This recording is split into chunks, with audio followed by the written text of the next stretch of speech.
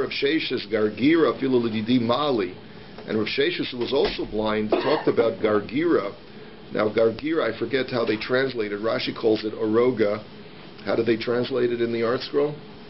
Gargira. So this herb, he says, is, even though I'm blind, it actually is helpful for me. Maybe it alleviates pain, maybe it helps in some small way.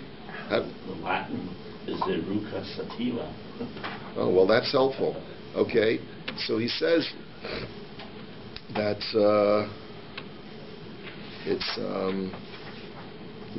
it is in some way therapeutic even for a blind person.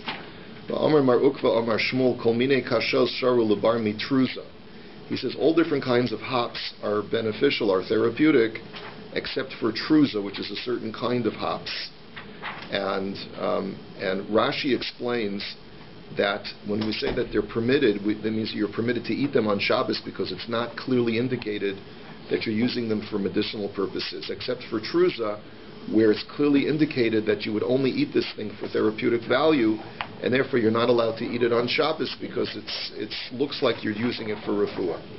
Amar Rav Chizda Shrika Tav Yashari Pipu E Be Aser. We have a machlokus between Rashi and Tosfos as to what this line means.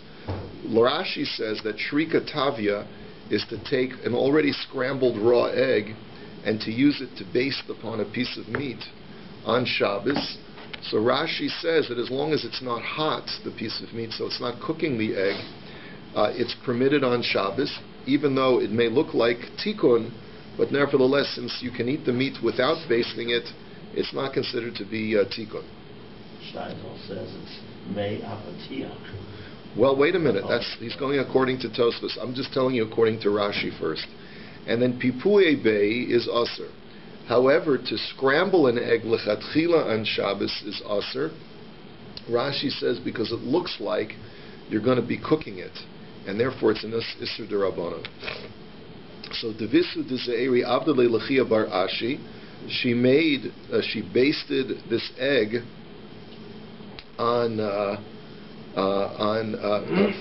for Chia bar Ashi, velo achal, and he refused to eat it. So Amrlei l'Rabcha Abdi leiva achal, va'at lo achlas. She said, I don't understand. Your Rebbe, who used to be my husband, used to eat this on Shabbos, and you're more machmer than your Rebbe. So the Gemara says, Ze'eri l'taime, Ze'eri, who was Mekel, went according to his reasoning, the Amar Ze'eri nosein adam yain sol u'mayim sulm l'socha mishmeres b'Shabbos ve'eno choshesh. He said that a person is allowed to take clear water and pour it through a wine sieve. A wine sieve is this mishmeres, was used in the manufacture of wine. When you had a wine press, the wine would flow down the press into a vat.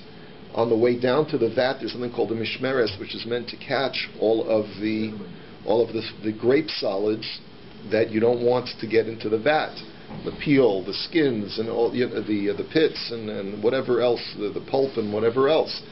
So you're allowed to on Shabbos take clear drinking water, pour it through that sieve in order for the water to catch some of the flavor of the grape product, so that it'll taste a little grapey. It'll be like a little beverage, right? You're allowed to do that on Shabbos. It'll be like a grape juice. So alma kaven demishtasi hachi lav midi ka'avid. The reason why that's permitted is because since you can drink the water normally without putting it through that process, you're not doing an act of tikkun. So hachanami kaven demitchil hachi lav midi ka'avid. Similarly, since you could eat the meat without basting it with the egg, it's not considered to be a tikkun, a final preparation of the food, and therefore it's permitted to do it because it doesn't look like you're doing tikkun on Shabbos. Just want to make just one point. This says practical halachic applications. The way that the Gemara presents it, as far as pouring water through a wine press sieve, it's permitted. There's no problem of borer on Shabbos because you're not sifting anything out of the water. All you're doing is putting the water through so that it'll catch some of the flavor of the grape solids that are left in the filter. What does this remind you of? What do we do on Shabbos that's questionable? That has to do with the filter? Tea? Tea or coffee? Well, coffee. I'm a coffee drinker. I don't know about you guys. But the big dilemma is, how do you get a fresh cup of fresh brewed coffee on Shabbos? So fresh brewed. So the poskim say that there's clearly, the issue is not the problem of borer. If you were to pour water over coffee grounds and let the water flow through the filter, that's the same case as this water going through the grape filter, right? So that's not the issue. The issue is only an issue of bishul, of cooking the coffee grinds, and so therefore, according to Reb Moshe, if you put the water in a kli shlishi, in a tertiary vessel after getting the water out of the hot the kli rishon, so then it's not a problem of bishul anymore by pouring it over the coffee grinds. So therefore, if you wanted to, if you really needed your fix on Shabbos, you could take one of those conical piece of plastic, and then you put the filter in, and you fit it over your coffee cup. You know what I'm talking about.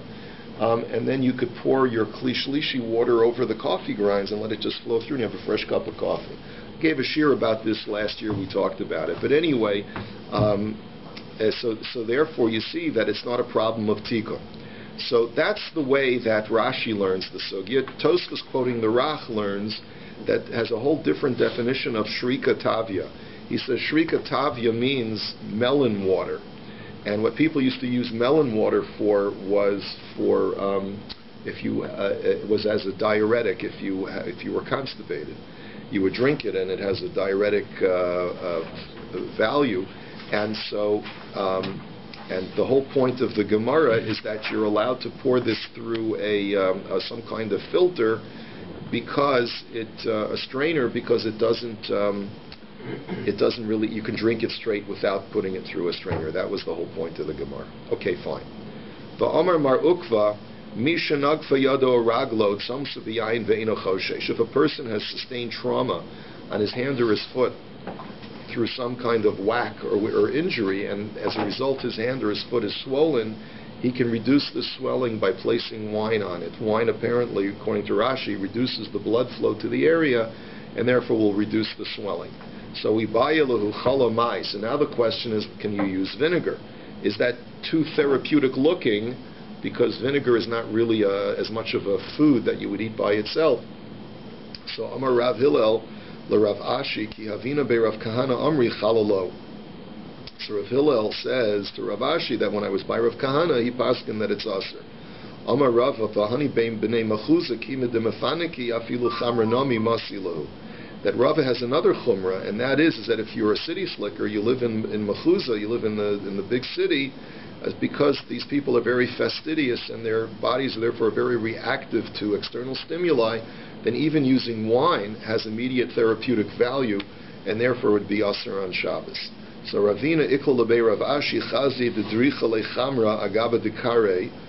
So he noticed that Rav Ashi had a donkey had stepped on his foot, and that's actually that's not good. That's you don't want that to happen. Anyway, the Yoseph kasamis lebechala, so his foot got swollen, and so he started to put vinegar on it. So Amar leilo savar lamar lahad Amar Rav Hillel chalalo. Don't you hold of Rav Hillel's pronouncement that vinegar is aser? So Amar le gav hayad vegav haregel shiny. He said to him, no. He says, that's true, but that's only when it's not a sakana, the injury. But my sakana, that the donkey stepped on the top of my foot, the back of my foot, and the back of the hand both have the status of a sakana, because it could actually endanger the entire body or the entire limb perhaps, and therefore you're allowed to be machal Shabbos in order to save the limb. So Ika da Amri, others learned that Chazi the Katsamis le Bechamra.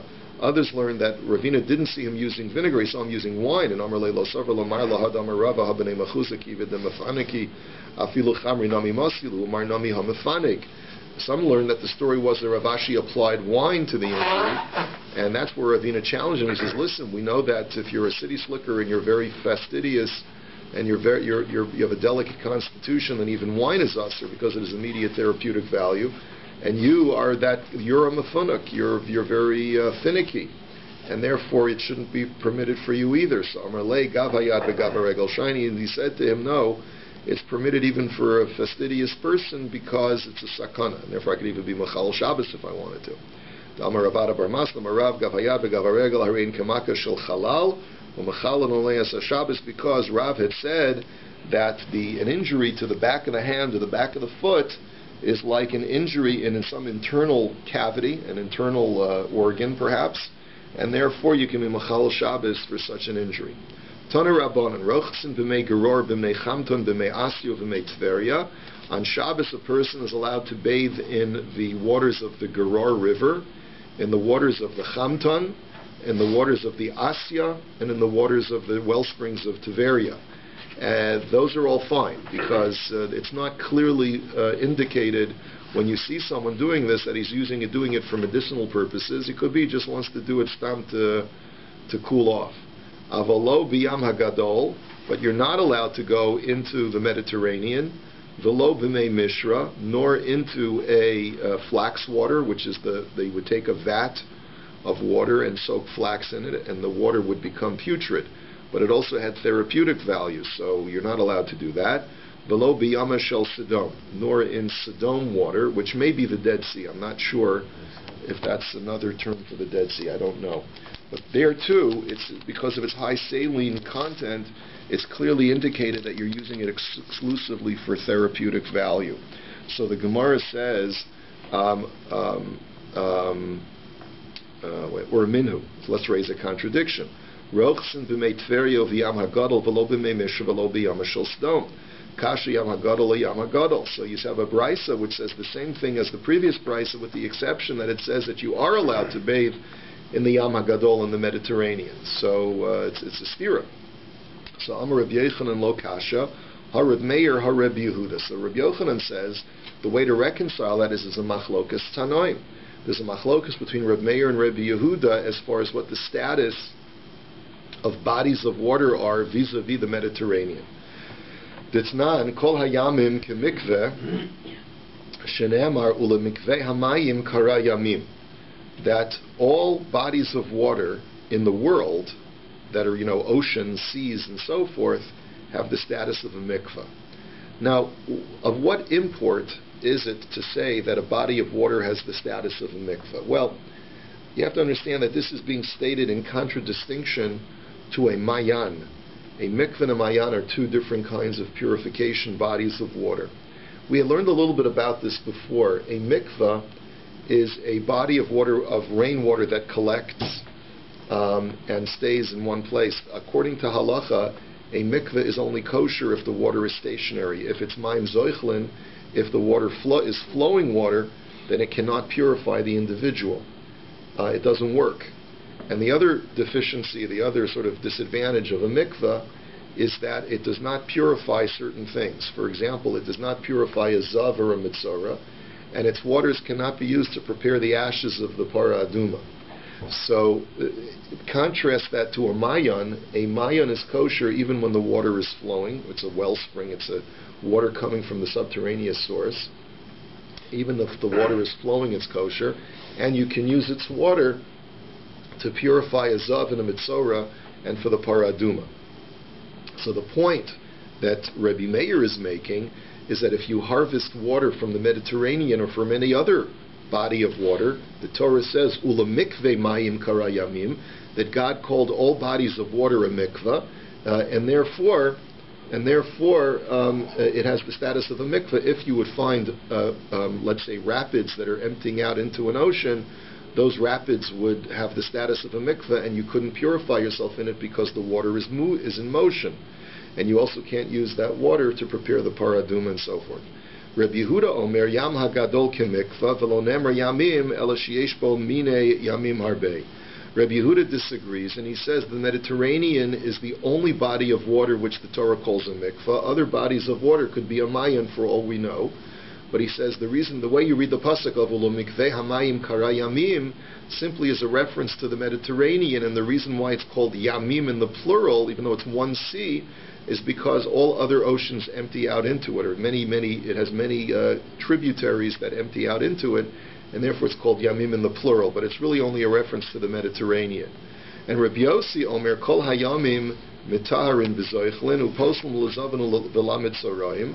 So basically Rabbi Yehuda disagrees, and he says that the Mediterranean is different from all other bodies of water. So the Gemara, at least at first glance, Rabbi Yochanan seems to be saying that since we know that there's a distinction between the Mediterranean and other bodies of water vis-a-vis the laws of Tumah, so presumably there's a difference between the Yam Hagadol and other bodies of water vis-a-vis being allowed to bathe in them on Shabbos. And therefore it may be permitted for other bodies of water to bathe on Shabbos, but it would not be permitted in the Mediterranean because of its special status. And Reb Meir would say, no, all bodies of water are equally the same. And if you can bathe in one, you can bathe in all of them, including the Mediterranean.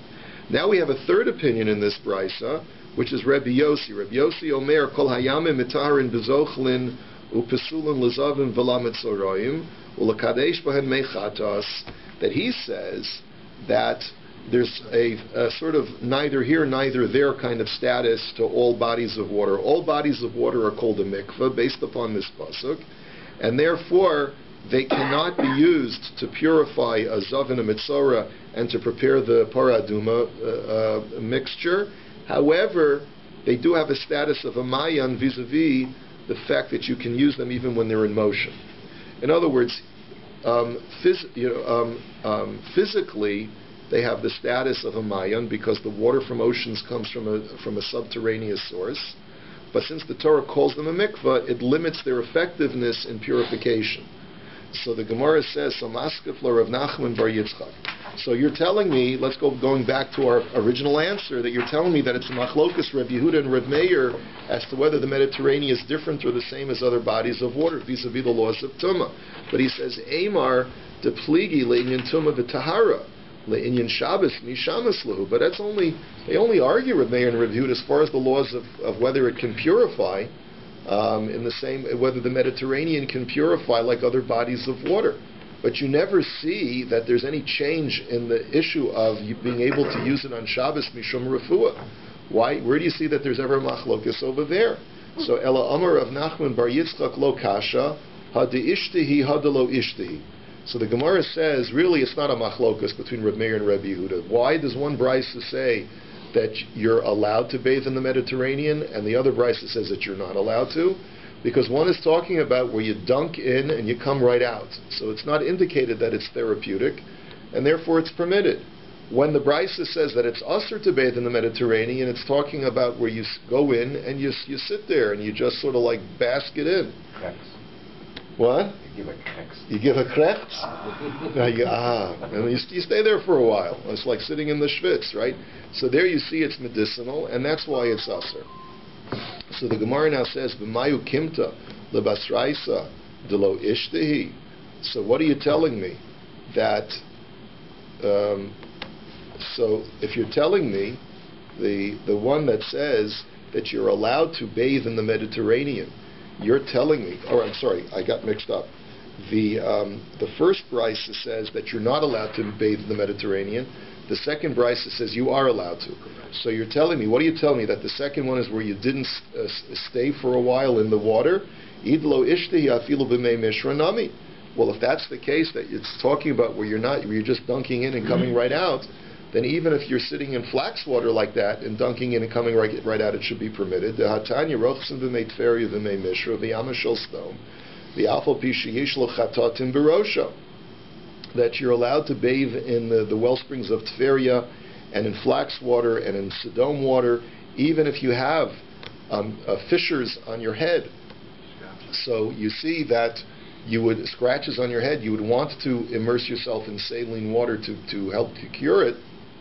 But as long as you just dunk in and dunk out, you're okay. So if you're telling me that that's the reason why you're allowed to dunk in the Mediterranean, so then why does it say that you can't dunk into flax water? It should be permitted also. So the Gemara said, and that's Bamed Var Mamrim Shalom Nishtav Nishtaoser, and the brisa says, as long as you don't stay in the water for any period of time, then in all of these waters it's okay. So Ela Yam Hagadol Kasha Habiyafin Shabo Habaroim Shabo. So the Gemara says, okay, let me modify my answer. Really, both of the brises that we quoted, both the one that says that it's permitted for the Mediterranean and the one that says it's forbidden for the Mediterranean, are both talking about where you dunk in and out right away. But the reason why one is, where you tarry, where you stay in the water for an extended period of time. And why is one permitted and why is one prohibited? The The one that's permitted by the Yam HaGadol, even though you're staying in for a while, is because the water is not dirty.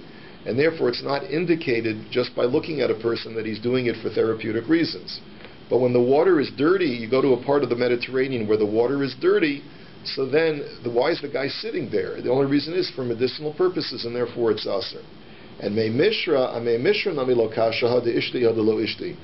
therefore the third brisa that we just cited, which says that even in flax water you're allowed to sit, that's where you dunk in and come right out. But the two brises that we quoted before, which both prohibit mei mishra, is where you tarry for an extended period, and that's why it's usher, because it's clearly indicated that it's for curative purposes. Let's go on to the next Mishnah. Ein ochlin is biyon b'Shabbos. You're not allowed to eat is biyon on Shabbos because it's something that's clearly for therapeutic purposes. Healthy people don't eat it. Aval oichel hu es yoezer yuazar b'shosa abubrua. But you are allowed to eat this yoezer, and you're allowed to drink abubrua, which Gemara will define what all these things are. Those you are allowed to eat because sometimes healthy people eat them as well. Kol ha'ochlin ochel adam l'rafua v'chol ha'mashka shoseh. You're allowed to eat any food, even if your intention is for therapy, and the same thing is true for beverages.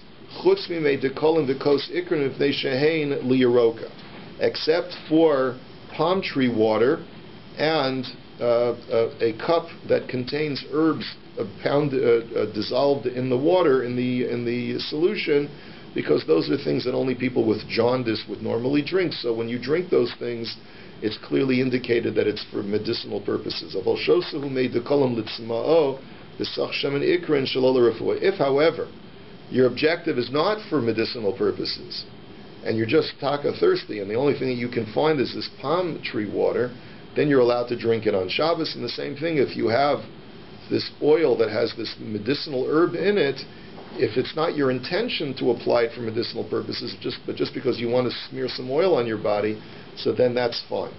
The Gemara now says, Amar of Yoseph, Ezov Ibrisa Barhinig, Ishbiyon Evrisa Barhinig.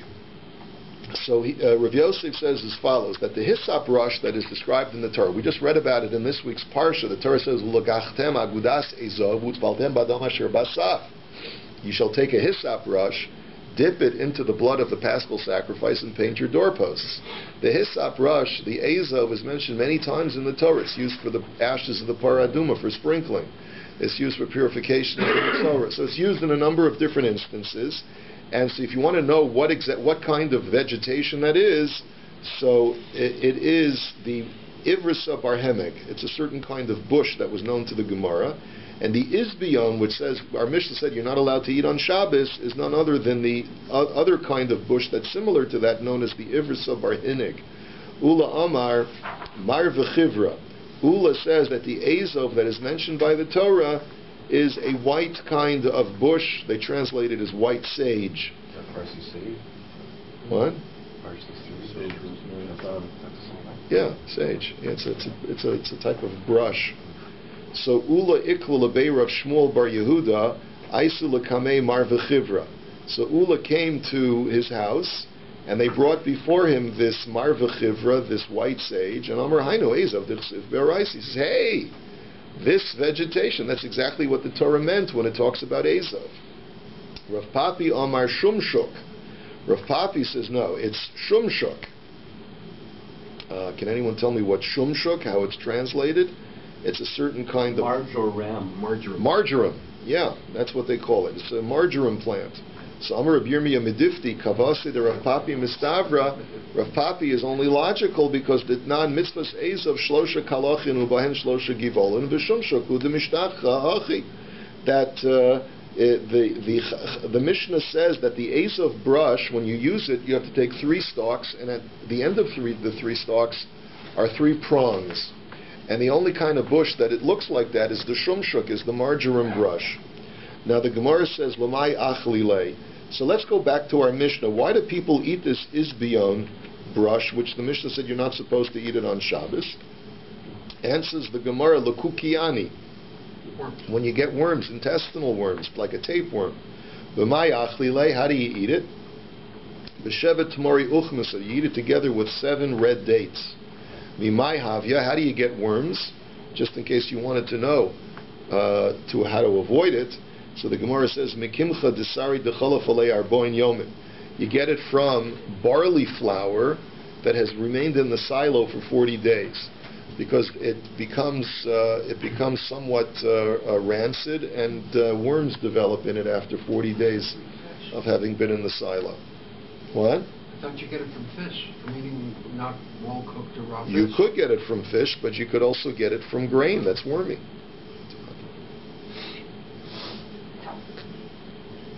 Then the Mishnah had said, Aval oichel hu et yoezer, or yuazar, I'm not sure how to pronounce it, ma yoezer, putnak. Oh, well, it's the well-known putnak. If you know what putnak is, then knock yourself out. Equally well-known penny royal. The penny royal, yes, of course. So the Gemara says, Lamai achlila, what do people eat it for? What does it help? What is its therapeutic value? It's helpful for arkisa, for worms in your liver, which is probably a pretty serious thing. The mai achlila, what do you eat it with? B'sheva tamori chivarta, with 7 white dates. And mimai havya, how do you get it? How do you get these worms? The Gemara answers, you get it me'umsa umaya aliba rekana. If you eat it from meat that's been roasting on coals on the ground, together with water, I guess maybe with water, or from water, that's not clear, if you eat it on an empty stomach. Or if you eat fatty meat on an empty stomach, or if you eat ox meat on an empty stomach, or if you eat nuts on an empty stomach, or if you eat a certain kind of heart of fenugreek on an empty stomach. Umashti maya abasrayu, and what you should do is, after you eat this yoezer, in order to get rid of the worms, you should drink water immediately afterwards. V'ilo, and if not, Rashi says, at least one shot in Rashi is that if it doesn't help, what should you do to help get rid of the worms? We're sort of departing from our discussions of Shabbos and talking about how to cure the liver worms. Liv latchali chivarta, then you should swallow white cress. V'ilo leisiv b'tanesa. If that doesn't work, then you should fast. V'leisi bisra shmeina, and then take fatty meat. V'lishti agumri, and then place it over hot coals. So you're doing the things that cause you to get the worms in the first place. And then v'leimitz garma, then what you should do is you should suck on one of the limbs of this roasted meat. And v'lig machala, and then immediately, while the fat is still in your mouth, you should swallow vinegar and let them both go down together. And that'll sort of draw out, the worms from the liver and kill them. V'ika da'amri chalalo mishum dekasha l'kveda. Some say don't use vinegar because vinegar is unhealthy for the liver. V'ilo, and if that doesn't work, leise gurda asinta degrida me'iloi l'tasoi v'lo mitasoi li'iloi. That you should take a bush where the bark has been scraped off the bush from top to bottom and not from bottom to top. And then apparently what you're supposed to do is take the wood from that bark and ingest it in some way. I'm not really sure.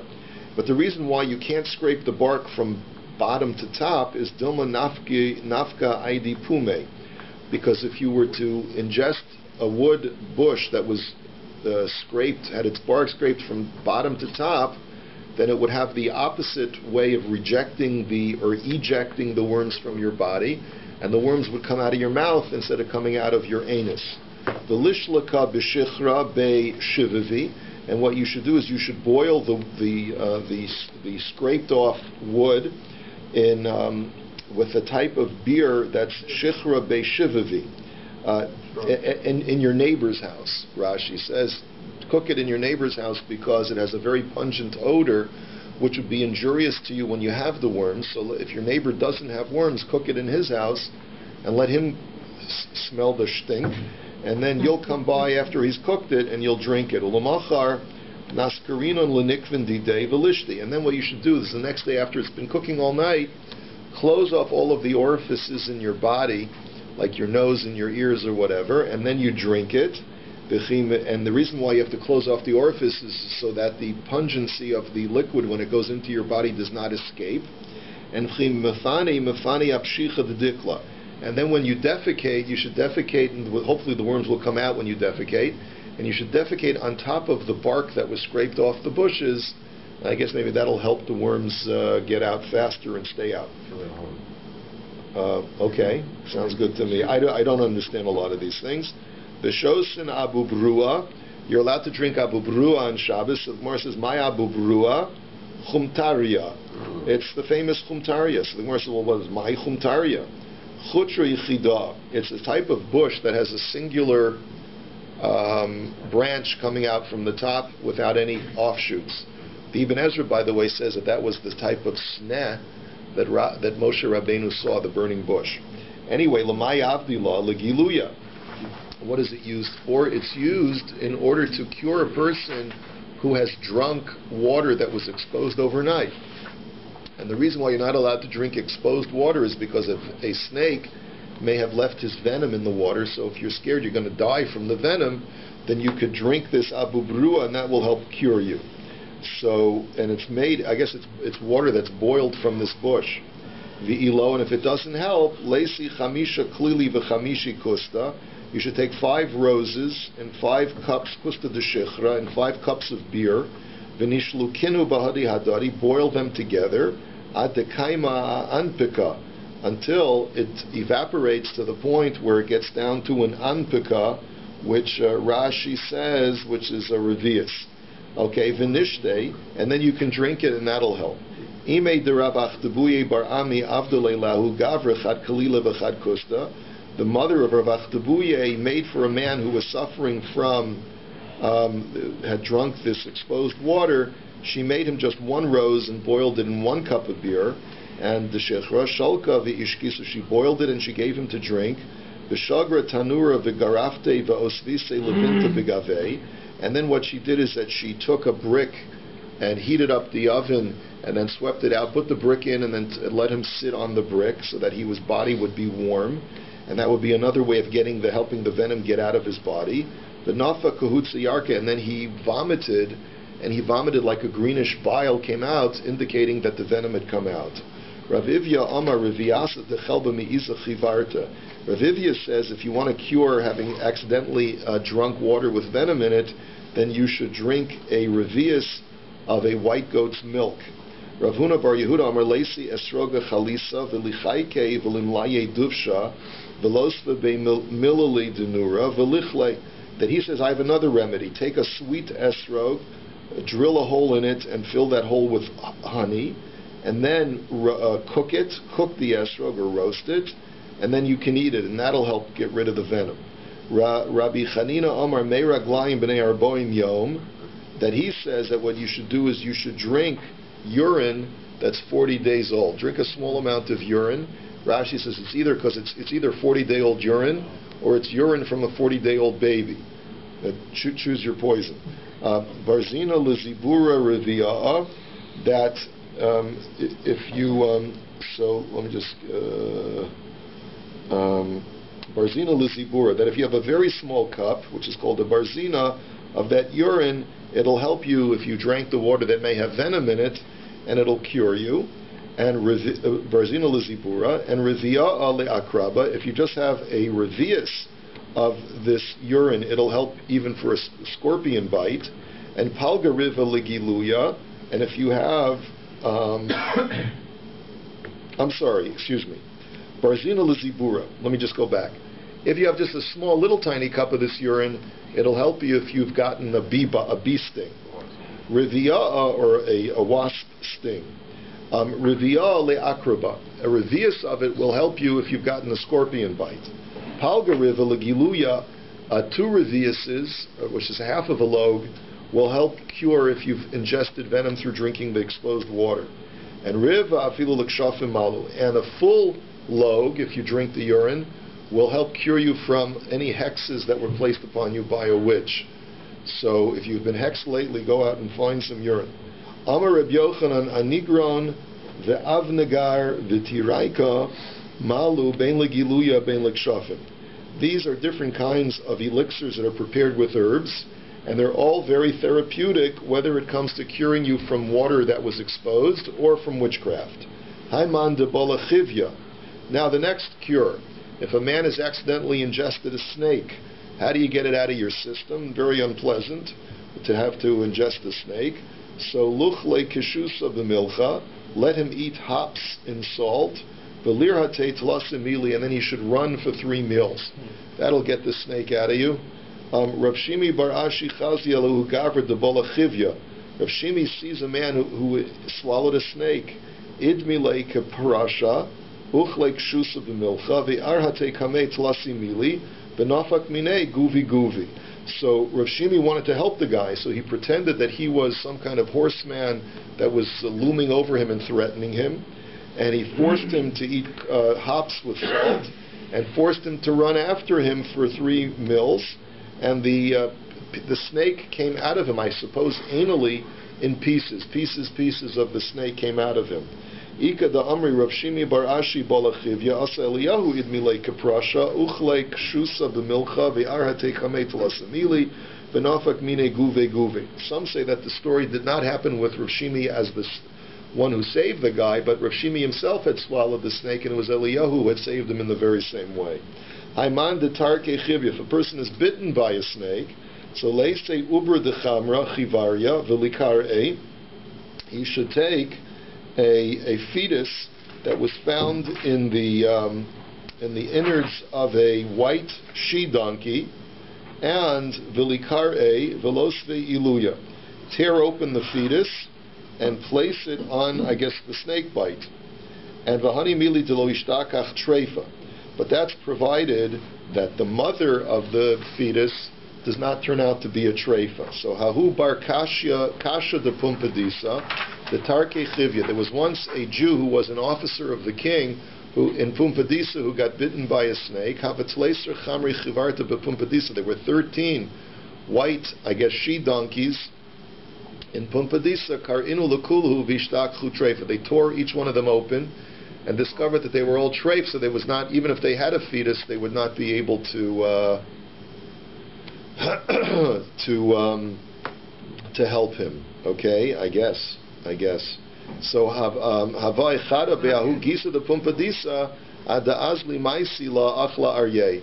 There was one donkey on the other side of Pumpadisa that they hadn't checked, and they said, well, maybe we'll get over there and we'll check that donkey.